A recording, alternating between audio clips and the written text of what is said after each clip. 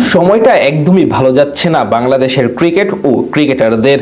প্রথমবারের মতো যাওয়া হয়নি টি-20 বিশ্বকাপে।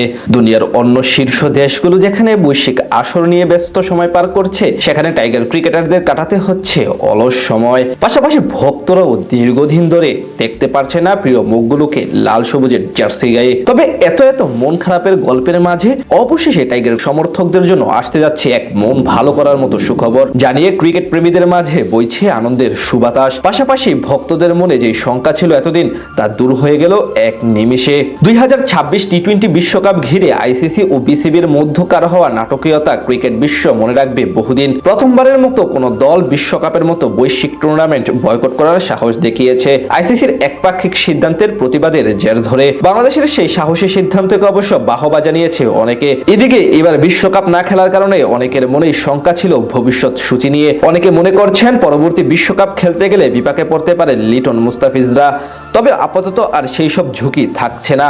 হাজারটা হতাশার মাঝে অবশেষে দারুণ সুখবর পেল আইসিসির কাছ থেকে। 2028 সালের টি-20 বিশ্বকাপে সরাসরি কোয়ালিফাই করলো লাল সবুজ প্রতিনিধিরা। অর্থাৎ আইসিসির কাছ থেকে কোনো শাস্তি তো দূরে থাক, বরং বাছাই পর্ব খেলতে হবে না লিটনদের। অস্ট্রেলিয়া ও নিউজিল্যান্ডে যৌথভাবে অনুষ্ঠিত হবে 2028 টি-20 বিশ্বকাপ। 20 দলের সেই আসরে 12 দল খেলবে সরাসরি, বাকিদের পাড়ি দিতে হবে বাছাই পর্ব।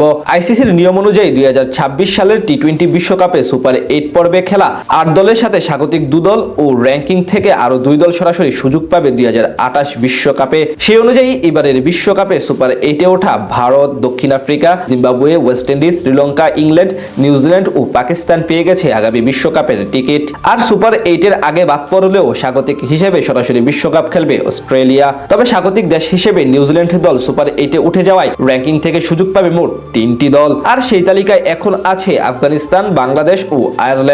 র্যাঙ্কিং এর 9, 10 এবং 11তম দল হিসেবে এই 3 দেশ সুযোগ পাবে বিশ্বকাপে সরাসরি খেলার। যেহেতু 9 মার্চের আগে এই 3 দলের কোনো আন্তর্জাতিক টি-20 ম্যাচ নেই, তাই তাদের র্যাঙ্কিং কমারও সম্ভাবনা নেই। ফলে সরাসরি বিশ্বকাপ খেলার টিকিট পেলেও তারা। উল্লেখ্য, এখান থেকে জিম্বাবুয়ে সুপার 8-এ ওঠার কারণে র্যাঙ্কিং এ 12 নম্বর দল হয়েও আইরিশটা সুযোগ পেয়েছে। 20 দল নিয়ে অনুষ্ঠেয় আসরে বাকি 8টি স্থান বাছাই পর্বের মাধ্যমে নির্ধারিত হবে। বাছাইয়ে আমেরিকান অঞ্চল থেকে 1টি, ইউরোপীয় অঞ্চল থেকে 2টি, আফ্রিকান অঞ্চল থেকে 2টি এবং এশিয়া ও প্রশান্ত মহাসাগরীয় অঞ্চল থেকে 3টি দল মূল পর্বে জায়গা করে নেবে।